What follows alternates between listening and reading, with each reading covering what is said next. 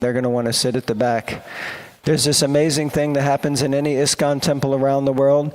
More attractive than Radha Govinda is Radha Govinda's prasad. So as soon as prasad is served, everyone shows up, you know. Thank you.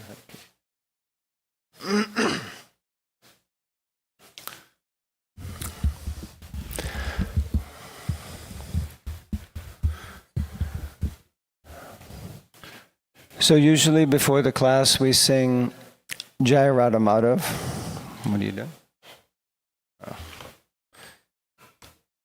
Usually before the class we sing Jai Radha Madhav. But today I've decided to speak about the external reasons for the appearance of Lord Chaitanya, because in ISKCON we go through a series of festival seasons. So there's one at the beginning of the year which starts with, actually this next Sunday is Advaita Acharya's appearance day. And then you have Lord Nityananda's appearance day, and you have Lord Chaitanya's appearance day. So you have all the Gaura Bhakta Vrindas who are appearing at this time. So it's nice to prepare our consciousness and meditating on Sri Chaitanya Mahaprabhu, who will be making his auspicious appearance, as we heard earlier, in this 60th anniversary year of ISKCON.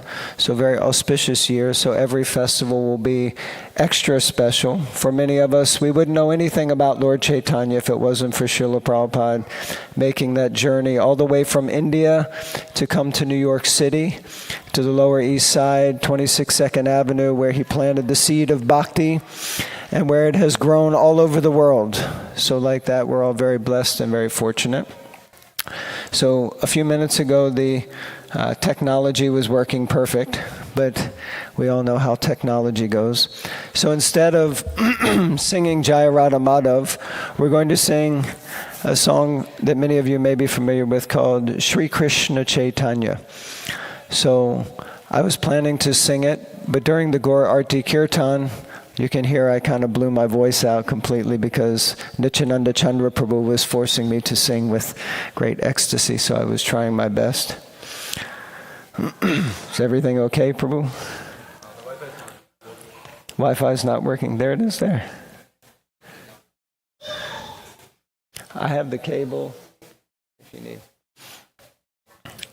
Okay, we're going to change plans. I'm just going to sing Jai Radha Madhav, and you can all try to sing along. How many of you know this song Jai Radha Madhav? Oh, beautiful. Okay. What a beautiful choir.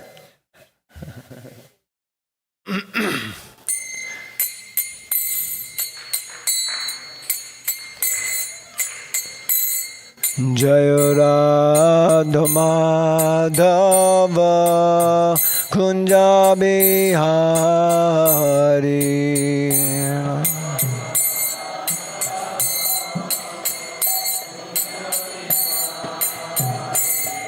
Jaya Radha Madhava Kunja Bihari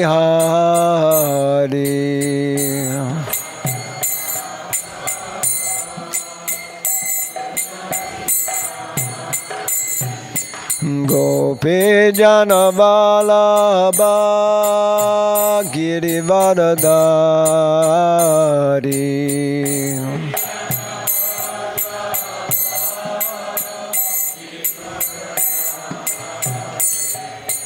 Gopi Jana Vallabha Girivardhari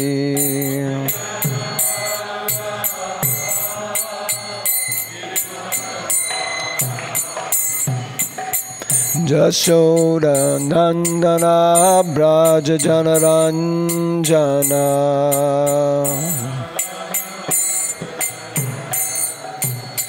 Jashoda Nandana Braja Janaranjana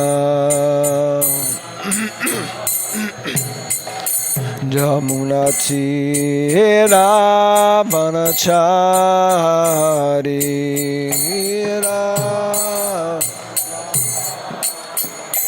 Jamuna Tira Vanachari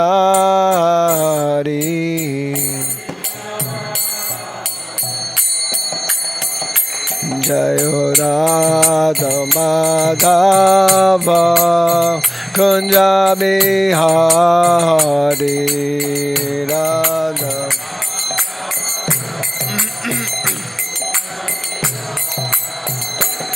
Jaya Radha Madhava Kunja Bihari Radha.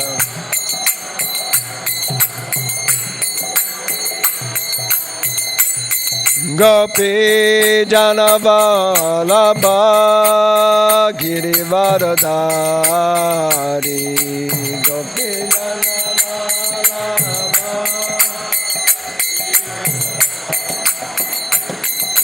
Gopi Janavalabha Girivaradari.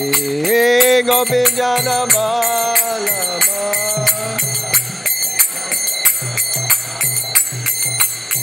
Yashoda Nandana Braja Janaranjana.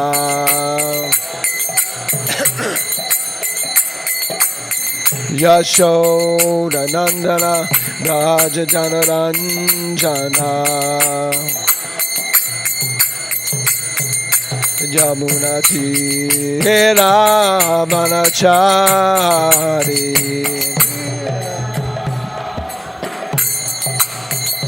Yamuna Tira Vanachari.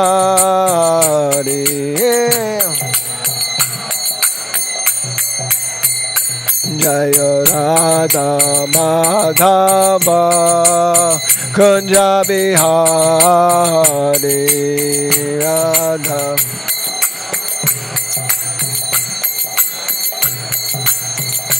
Jaya Radha Madhava Kunja Bihari.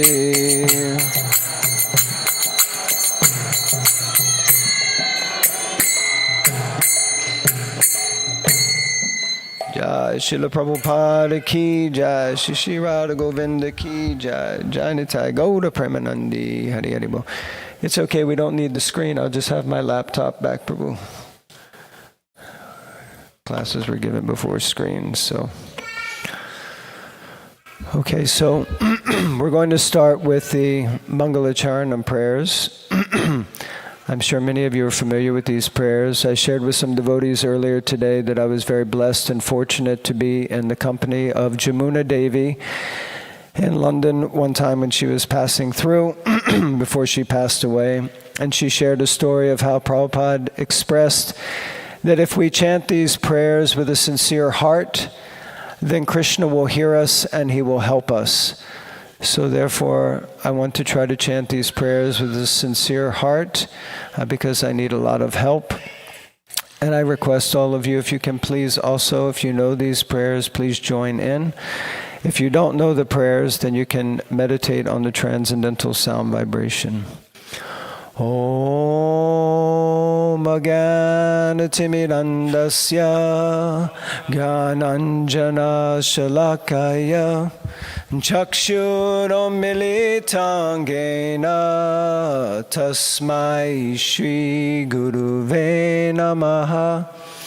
Shri Chaitanya Manobishtam Snapitam Gena Bhutale Swayam Rupa Kadamayam Dadati Swapadantikam Vandeham Shri Gurun Shri Yuta Parakamalam Shri Gurun Vaishnavamscha Shri Rupam Sagrajatam Sahagana Raghunathan Vitam Tam Sajivam Sadvaitam Savadutam Parijana Sahitam Krishna Chaitanya Devam Shri Radha Krishna Padan Sahagana Lalita Shri Vishakan Vitamscha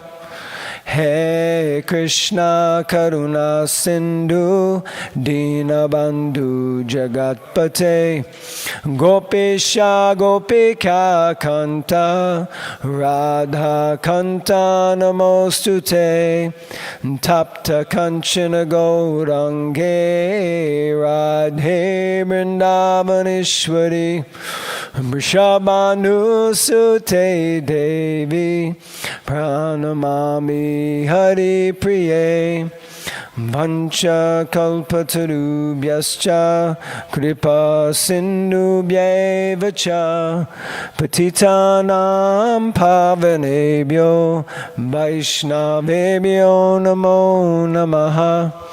Shri Krishna Chaitanya Prabhu Nityananda Shri Advaita Gadadhara Shivasadi Gaura Bhakta Vrinda Hare Krishna Krishna Krishna Hare Hare Hare Rama Rama Rama Hare Hare. Jai Srila Prabhupada Ki Jai.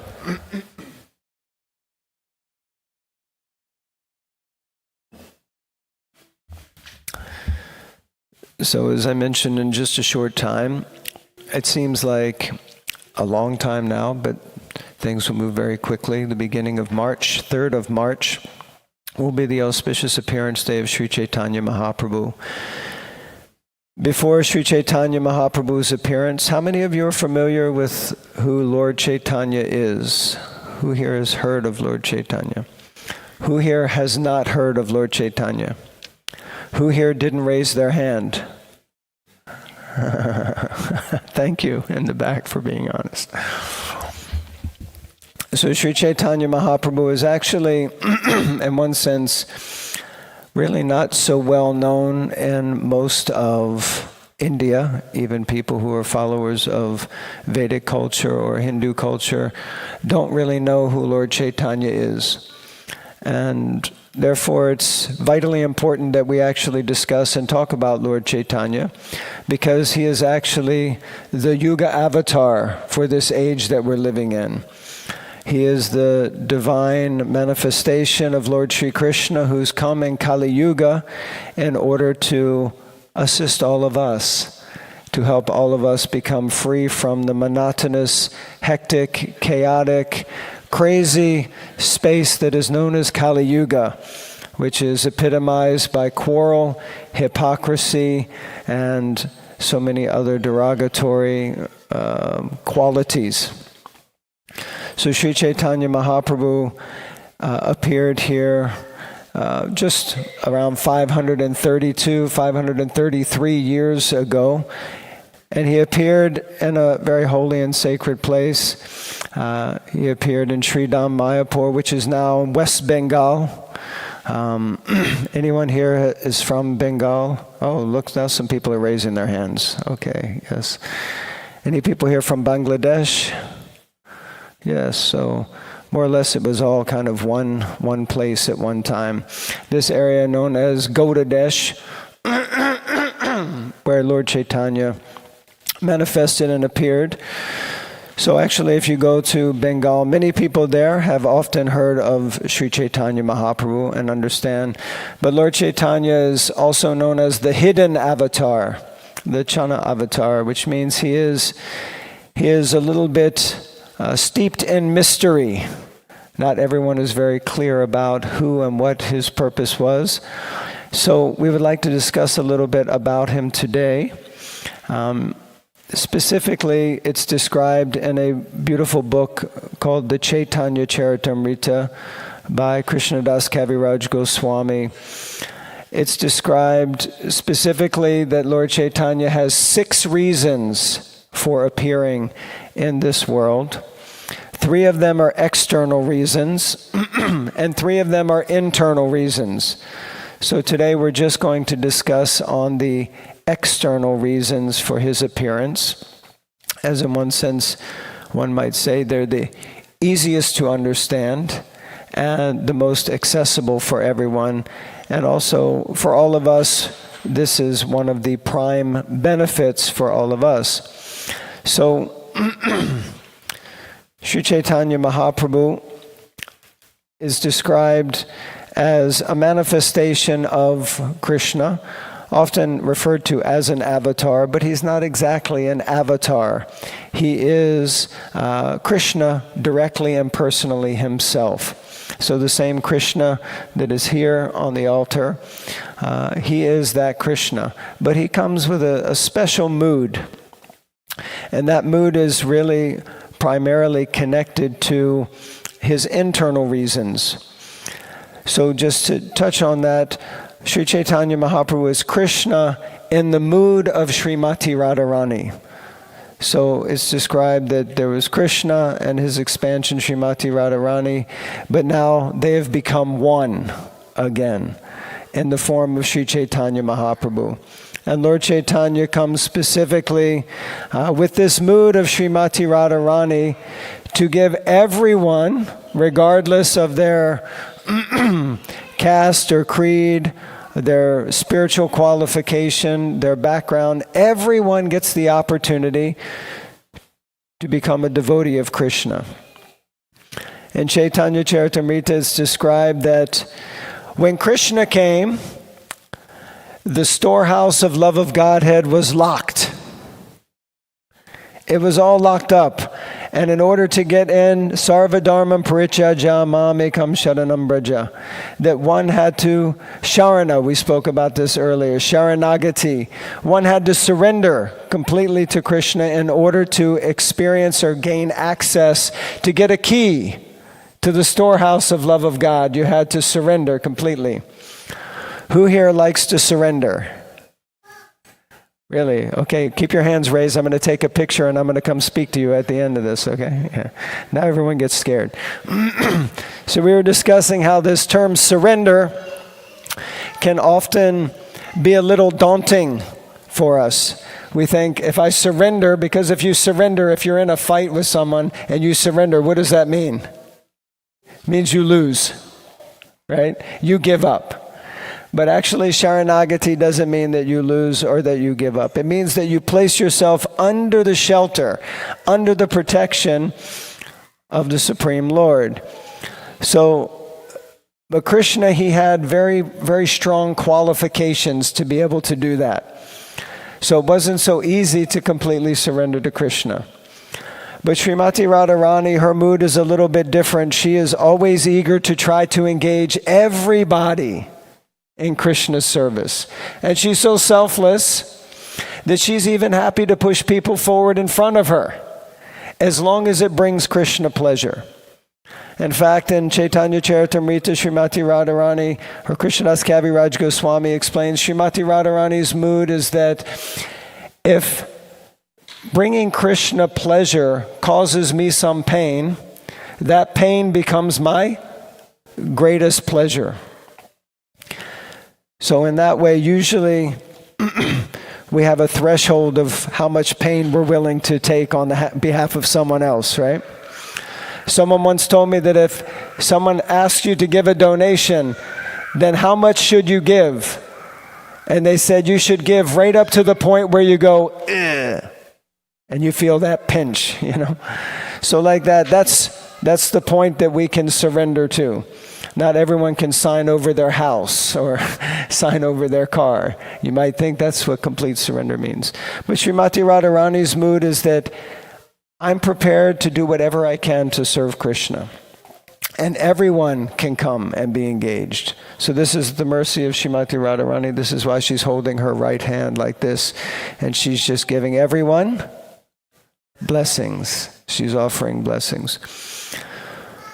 So Lord Chaitanya, he is the form of Krishna, but he is very much steeped in the mood of Srimati Radharani, in that he wants to give freely that love that Srimati Radharani has. So this is Sri Chaitanya Mahaprabhu, and he is extremely, extremely important for all of us to be able to access Krishna. Srila Prabhupada came as an emissary of Sri Chaitanya Mahaprabhu. Specifically in that same mood, coming to the Western world, leaving Vrindavan, leaving the sacred place of Vrindavan, leaving the holiest of holy places. He was in Sri Radha Damodar Temple in Seva Kunj, the holiest of holy places. He didn't need to go anywhere. But on behalf of his spiritual master and on behalf of Sri Chaitanya Mahaprabhu, Srila Prabhupada came to the West to connect with so many unlikely fallen people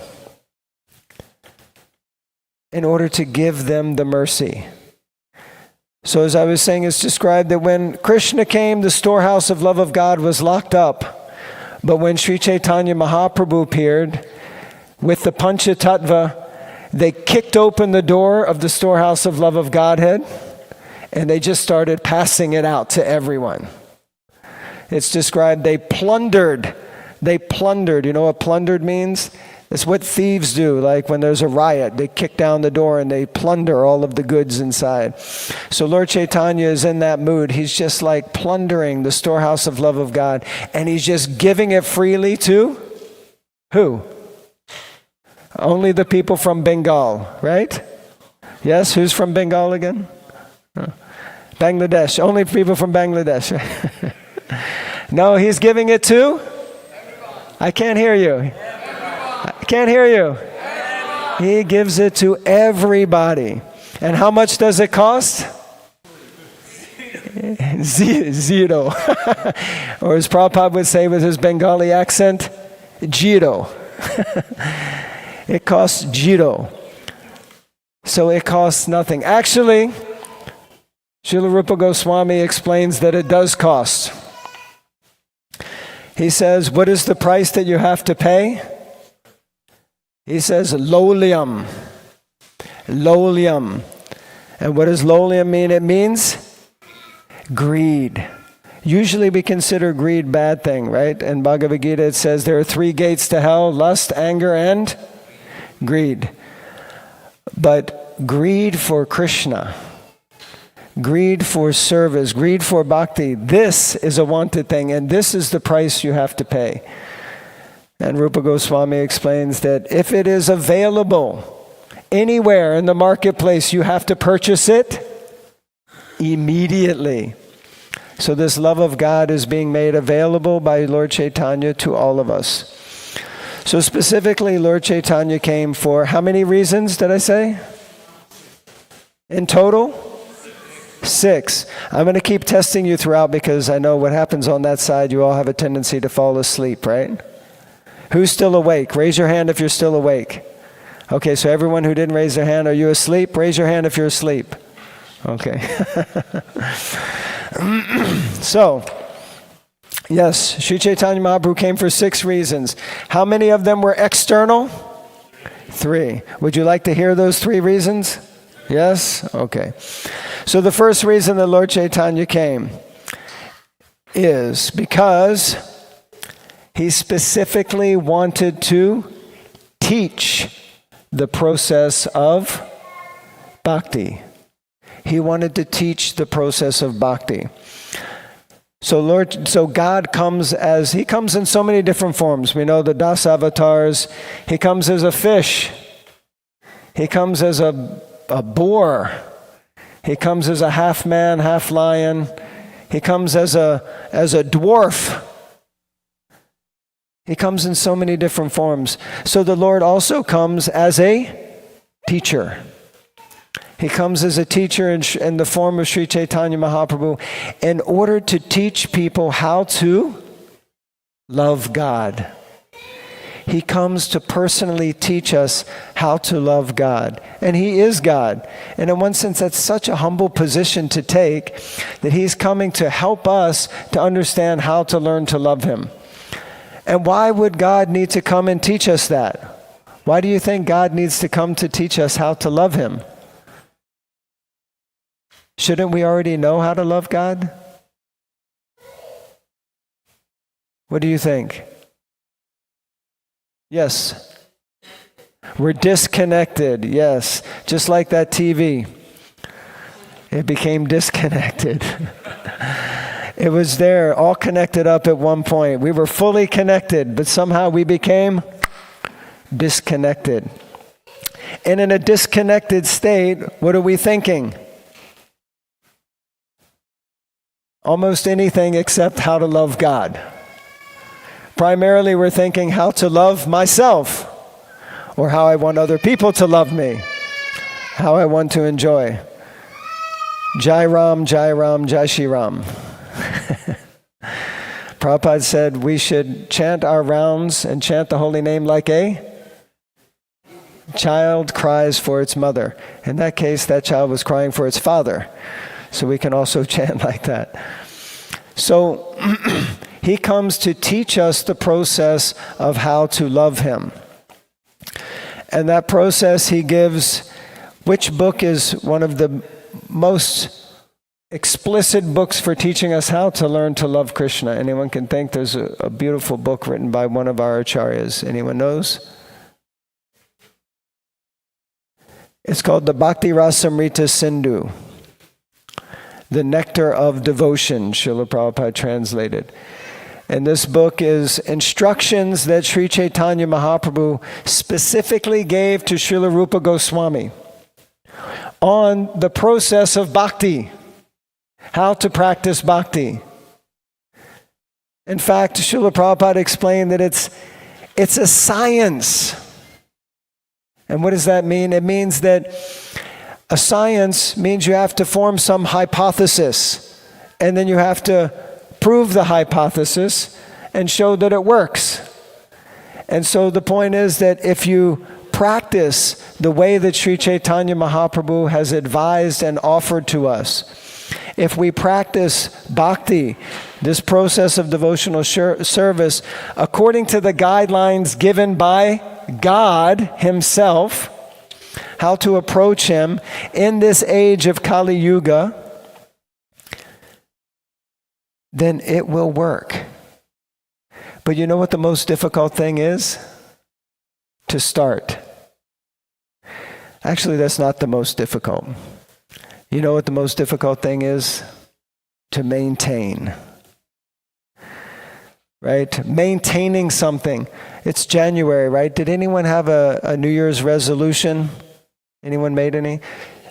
The people who aren't raising your hands, you gave that up several years ago, right? Because every year I was making one, and every year I would not maintain. I would start with enthusiasm, utsahan, right? And I would have nishchayat. I would be confident that Krishna will help me. And then by February, so the most difficult thing is to maintain. But for many people, actually, the most difficult, they say a journey of 1,000 miles starts with the first step. So we have to take that first step. And what is the essence? What is the essence of the teachings of Sri Chaitanya Mahaprabhu who came? His first reason, his external reason for coming, the first reason is to teach us the process of bhakti. And what do you think is the essence of that process of bhakti? Say that again. Chant Hare Krishna. Harinama, Harinama, Harinama eva kevalam. Kalona steva, nasteva, nasteva gatiranyata. That is the essence. That you simply, it's so easy. It's so easy in this age of Kali Yuga to practice bhakti. All you have to do is chant Hare Krishna. Wow. But even that's not so easy. Right? You remember Prabhupada told this story. Someone showed him a cartoon. There was an older lady, and she was saying to her husband, an older man, all you have to do is chant, or let me do it in a British accent, Prabhupada. Chant, chant, chant. And Prabhupada said the old man was saying, can't, can't, can't. So Krishna is advising, just chant the holy names. Just chant. We were just chanting before the class, right? Everyone's dancing and chanting. How easy is this process of bhakti? How exciting, how exhilarating, how much fun. It's amazing. You see people dancing that look like they haven't danced in like 20 years. And they just start dancing. You go out on Harinam, walking Harinam especially. People start dancing. Little kids start dancing. Everyone starts dancing. They hear the holy name. And the soul inside wakes up. The soul thinks, this is what I've been waiting for. This is what I need. Look at these people. They're so happy. The first time I saw devotees on Harinam, I thought, those people are on drugs. I did. I thought they're on drugs. And then my friend became a Hare Krishna. And he wanted me to be a Hare Krishna. And I said, no way. No chance. I'm not going to shave. I had long hair. I said, I'm never going to shave all my hair off and wear bed sheets, play a tambourine and dance in the streets. I'm never going to do that. Now look at me. He took me to the Govinda's restaurant. And we were eating prasad in the restaurant. And we all were laughing and having such a good time. And all of a sudden I went, wait a minute. I think there must be drugs in this food.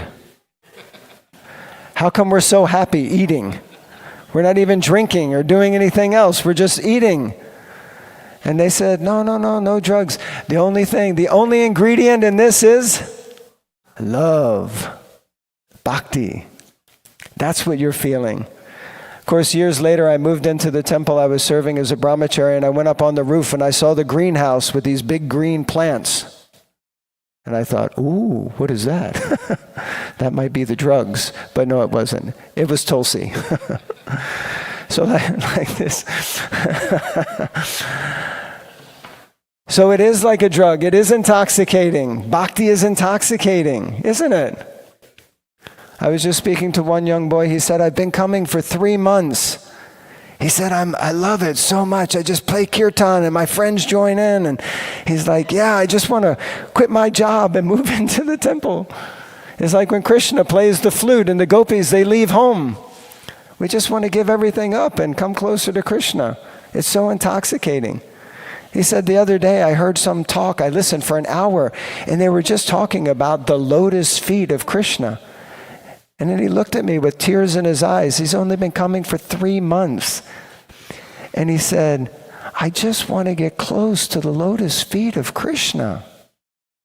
And I thought, I just want to get close to you because you have so much love. 3 months. So this is the process. The simple aspect is just we have to chant. Many years ago, one devotee, senior devotee, his name is Tribhuvanath Prabhu. Anyone knows Tribhuvanath, Prabhupada disciple? Yes. Anyway, he's very famous in the UK. And I went to a talk that he gave, and at the talk he did something called the Hare Krishna Challenge. He said, I want to offer you a challenge. He said, just start chanting for 1 month. Just every day, just chant 1 round. For 1 month. He said, it doesn't cost anything. He said, I'll give you the beads. He said, and you don't have to give anything. Just try it. Just chant for 1 month, 1 round every day. And what an auspicious time to start the Hare Krishna Challenge, right? If you're not chanting leading up to Gaura Pranim, just chant 1 round. Just chant. Actually, I had a friend, he told me it took one man 3 years to come to 16. And I said, wow, 3 years to get to 16 rounds is not bad. He said, no, it took 3 years for him to get to 16 mantras. To just chant 16 mantras every day. He said, this man was so stubborn, I had to ask him, well, just chant 1 mantra every day. And he said, okay, I'll chant 1 mantra. And 3 years it took him to get to 16 mantras. Of course, now he's chanting more than 16 mantras. But it's like that. Sometimes we can be a little stubborn. So whatever it is, just every day try to do a little chanting. And this is the essence of the first reason why Sri Chaitanya Mahaprabhu came.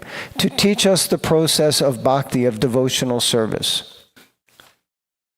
So, would you like to hear the second reason? Yes? How much time do we have? What time am I supposed to finish? I've got 45 more minutes. 32 minutes. Okay, you're my timekeeper. You'll help me out? Okay, the deity clock. All right. So the second reason for Lord Chaitanya's coming is very, very much related to the first reason that we just discussed, which is specifically to inaugurate the Yuga Dharma. Everyone knows what a Dharma is? What Dharma is? What is Dharma? You in the cap at the back that raised your hand. What is Dharma? Beautiful. Your duty. Anyone else would like to offer a definition of Dharma? Your religion. Okay. Anyone else? A way of life. Your way of life. Okay. Srila Prabhupada, Dharma is not such an easy. Duty is very close. Your religion is very close. A way of life is absolutely correct. Yes, at the back. Beautiful. Thank you so much. Did everyone hear what she said? She said the inherent nature of a thing. Srila Prabhupada described Dharma as exactly like that, the inherent nature. It means something that can't be separated. So he said, the Dharma of fire is heat and light. So if you have fire, you are always going to have heat and light. You can't separate it. The Dharma of sugar is its sweetness, and the Dharma of salt is its saltiness. So what is our Dharma? What is that thing about the living entities that is intrinsic? It's our intrinsic nature, yes. Service, yes. Of course, when we hear that, we don't, at first my mind rebels. No. I want to be the master. I want to be served. That's the intrinsic, or that's the conditioned nature. But actually our intrinsic nature is to serve. And Srila Prabhupada used to use this terminology, either serve God or serve dog. And I've noticed in New York there are a lot of people serving dog. Actually, in many places. But actually, people don't serve their dogs very well here because they let their dogs do their business and then they don't even serve, clean up the mess afterwards. But either we serve God or we have to serve some other master. Either way, we're in a position of service. In fact, we're all serving our bodies, yes? Who here has to serve their body? If you don't raise your hand, then you're confused. Yeah, because you have to eat. Who here eats? Is there anyone who's given up eating? Okay. And if you eat, you definitely have to go to the bathroom, right? And if you eat and go to the bathroom, then usually you need to sleep, right? And everyone has to work. We're all doing some service. We're all serving anyway. We're serving the body. If you have children, you have to serve your children. If you have a spouse, you serve your spouse, if they're lucky. And if you have parents, you serve your parents, right? You serve your boss. We serve our teachers. We're actually always in service of something or someone. Yes? And then if you're not with anyone and you think, I'm free, I'm not serving anyone, then your body says, oh, now I have to serve my body. So we're always in this mood of service. So this idea of the Yuga Dharma means what is that intrinsic thing that is implicit in this yuga? Does anyone know what yuga means? Who doesn't know what yuga means? Everyone knows what yuga is. You don't know? So yuga is an age.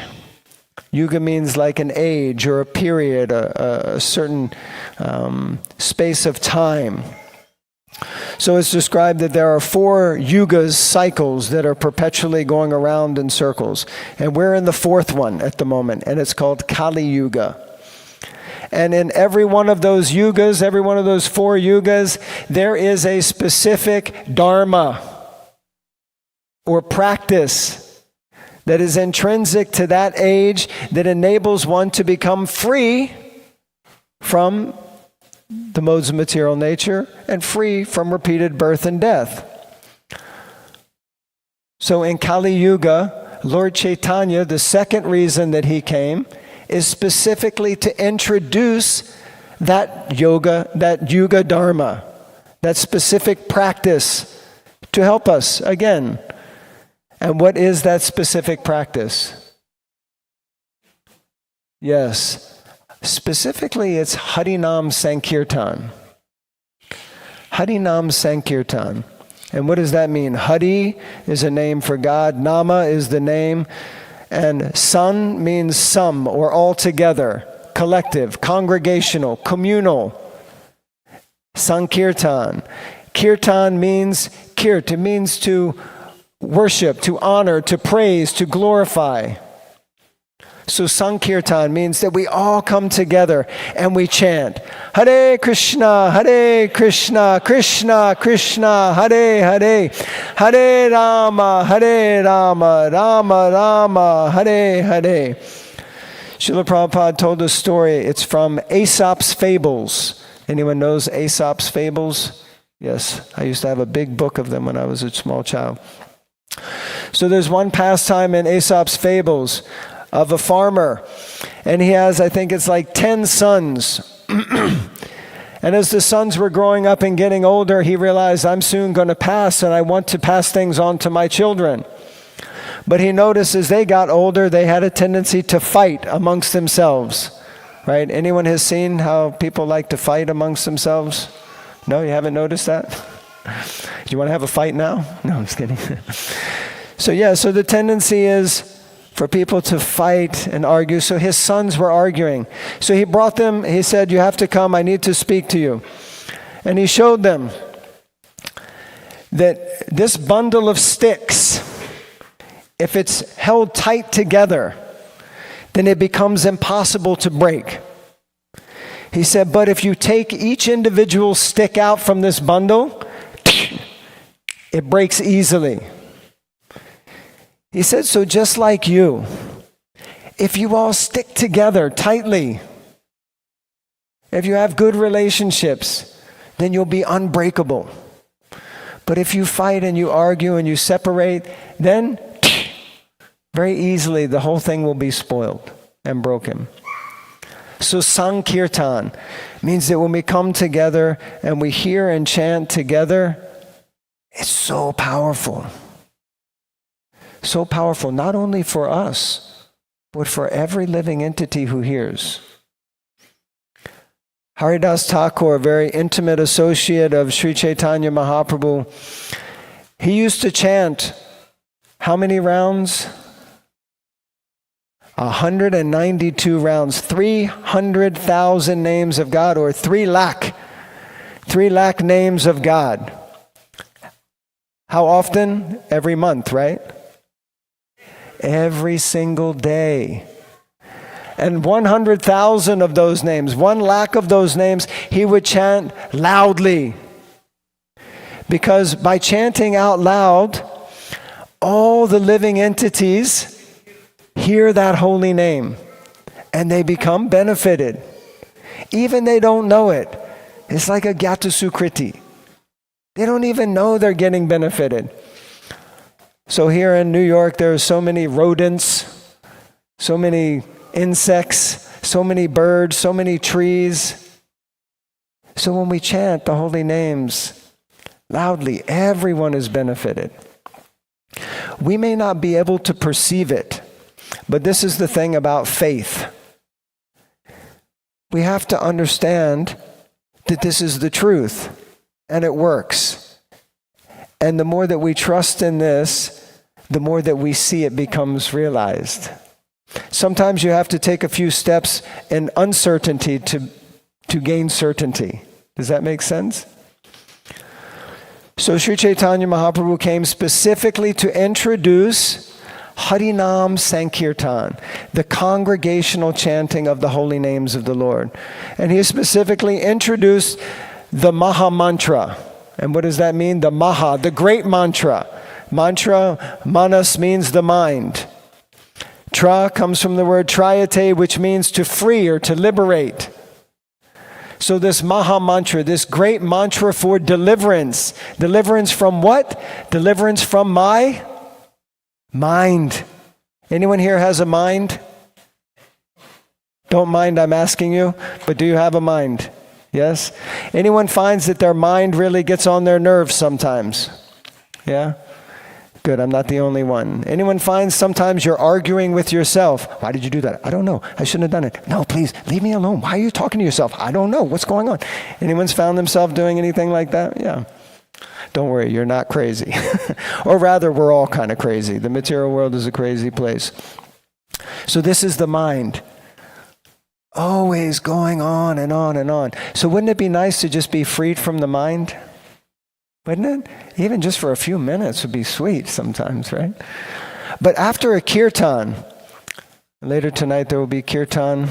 I can see the devotees are here eagerly waiting for the kirtan. And the most amazing thing, I remember the first kirtan I was in, actually it was with His Holiness Shivaram Swami.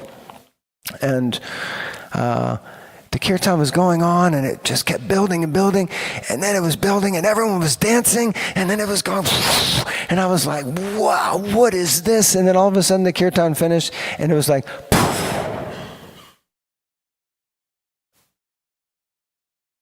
it was just like, there wasn't anything else. There wasn't anything going on in the mind.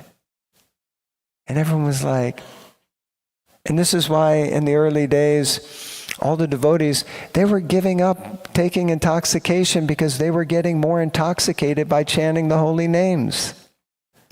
They were realizing that this high can last forever. This is so sweet. It's like a precious jewel. The holy name is so special, so sacred, so sweet. It's like a jewel. You may know the story of Harinam Chintamani. One Brahmana, he approached Sanatana Goswami because he had heard that he had a Chintamani jewel.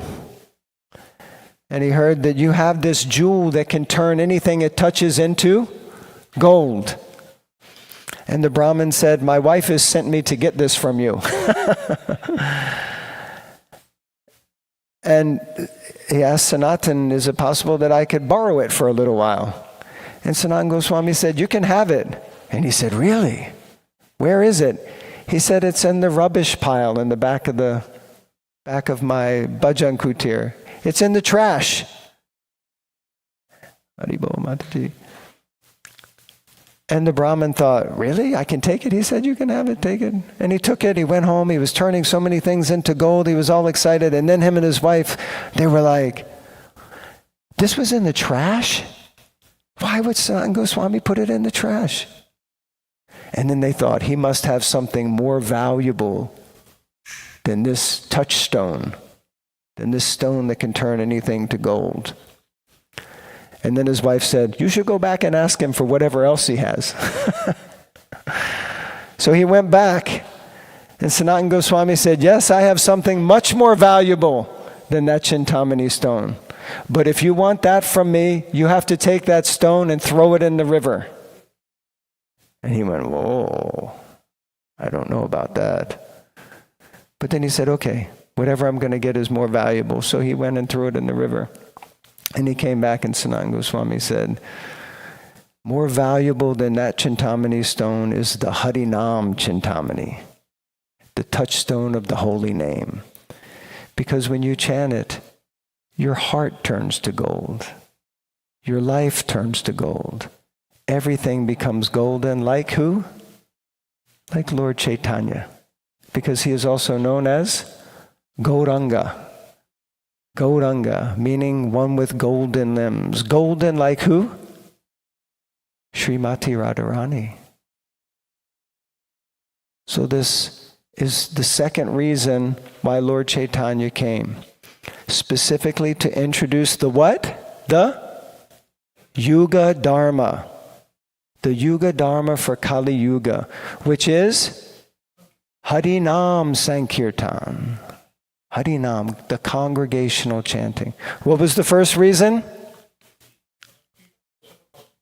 To teach us the process of bhakti. And the second reason is to teach the Yuga Dharma, which is Harinam Sankirtan.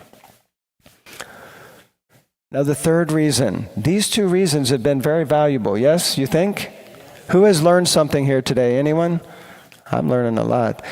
I'm learning how to tell jokes on the spot and work without a screen. It's really good. I like this. So the third reason, in one sense, is actually, it's explained that the third reason is the primary reason why the Lord came. It means it's the most important reason. Now, wait a minute. How could it be more important than teaching us the Yuga Dharma and the process of bhakti? How could the third reason be more important than either one of those? Right? What do you think? Seems hard to believe, right? Those are pretty important things. Why Lord Chaitanya will come. Huh? Love? Prem. That was the first one. And the second one. But actually, more important, and Lord Chaitanya sets the tone, more important than our own desire to achieve love of Godhead is for us to serve others and help others. And Lord Chaitanya showed this specifically because the third reason that he came is because of the desire of his devotee. So next Sunday is a very auspicious occasion. It is the appearance day of Sri Advaita Acharya. And Sri Advaita Acharya was such an amazing Vaishnava. And he was living in Sridham Mayapur and Navadvip area and Bengal. And he was seeing that people were becoming degraded, so degraded. And he was really, really worried about everyone. He had such compassion in his heart, and he could see, just like Srila Vyasadeva had the vision that he could see ahead to the age of Kali, which is why he began writing the Srimad Bhagavatam on the order of Narada Muni. So Advaita Acharya could see that actually we're in Kali Yuga and things are only going to get worse. And he thought, we need help. We need real help. We're not going to be able to do this alone. We need the divine intervention of the Lord. And so Advaita Acharya began offering very intense prayers. In fact, he went to the bank of the Ganges, and it's described he was worshiping his Shalagram Shila. And he was offering Ganga Jal, offering Tulsi Maharani, and he was offering more and more intense prayers to the Lord. So much so that it's described that for the Lord, for Krishna and Goloka, he was enjoying his pastimes with the cowherd boys and with Srimati Radharani. And then all he could hear was what sounded like the screams, the shouts of his dear devotee in distress. And Krishna is so merciful, so kind. There's a pastime also told in Chaitanya Leela of Lord Chaitanya. When he was traveling in South India, he went to Sri Rangam. Anyone here has been to Sri Rangam? To Ranganath Temple in South India?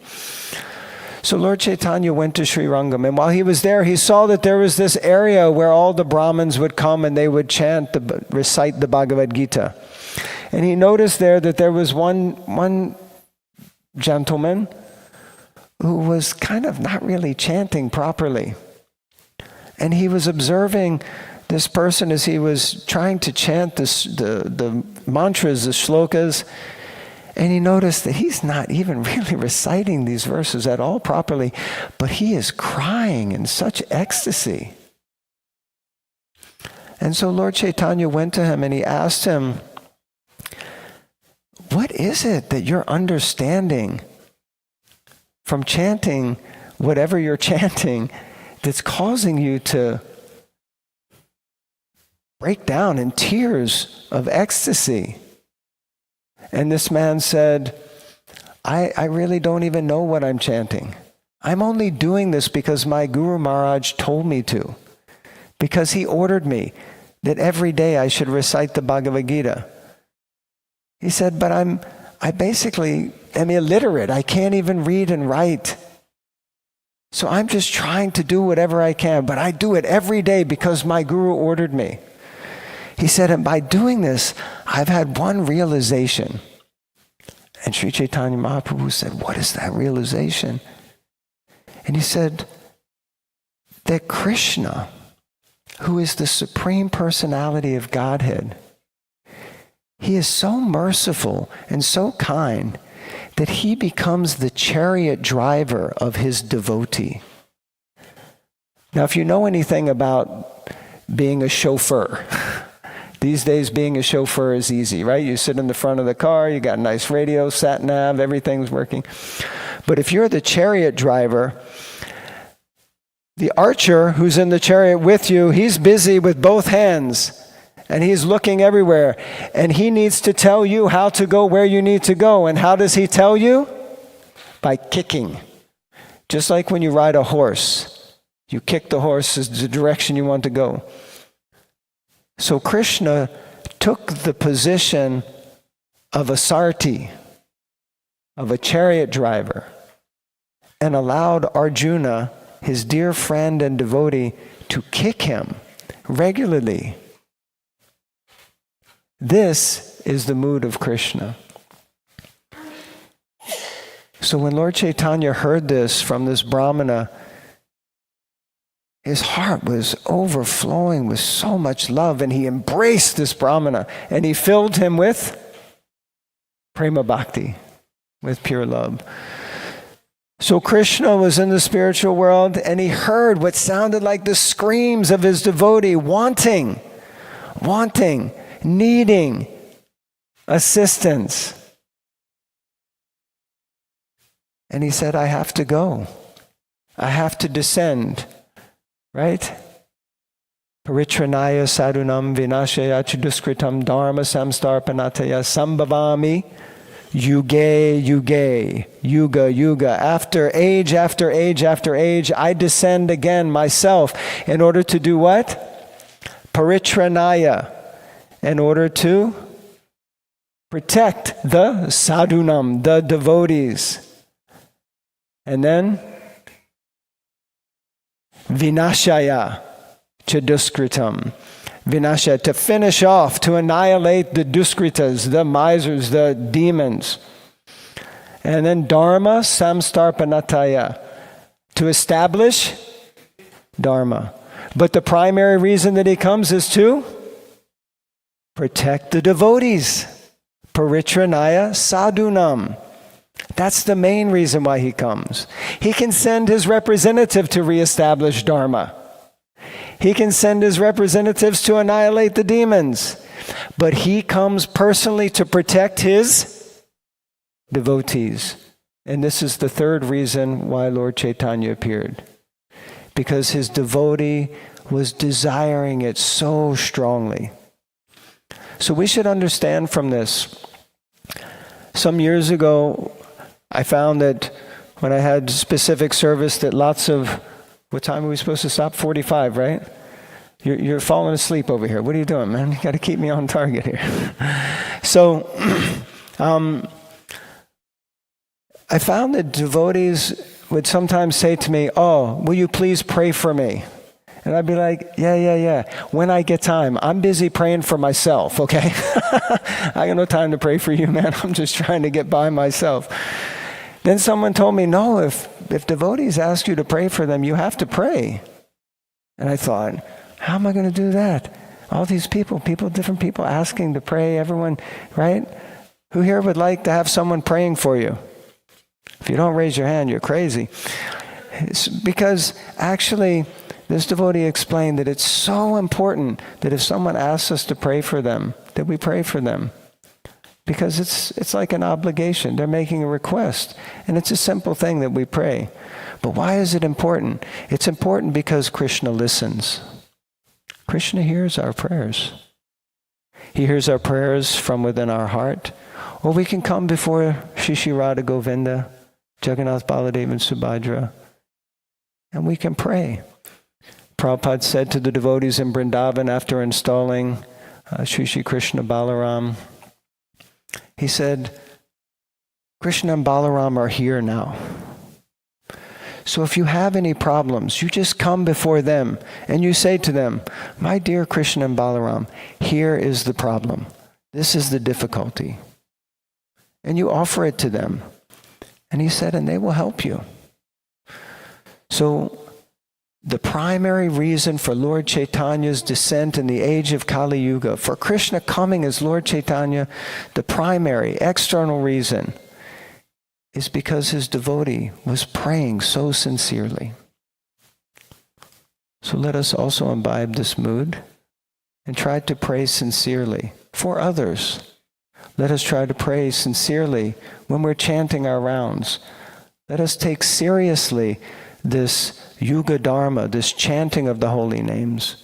Let us take seriously this process of bhakti that has been given to us and made so simple. Let us not let Lord Chaitanya's appearance be in vain.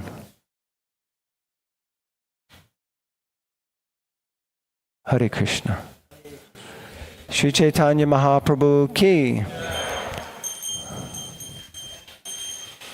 Right on time. Jai Shri Shri Radha.